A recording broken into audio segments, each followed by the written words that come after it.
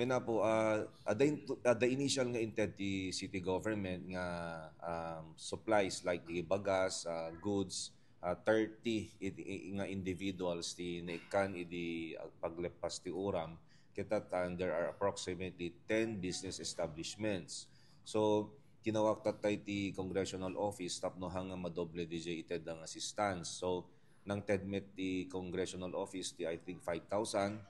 Then gaputan apektaran ti negosyo da in-enroll da iti Sustainable Livelihood Program.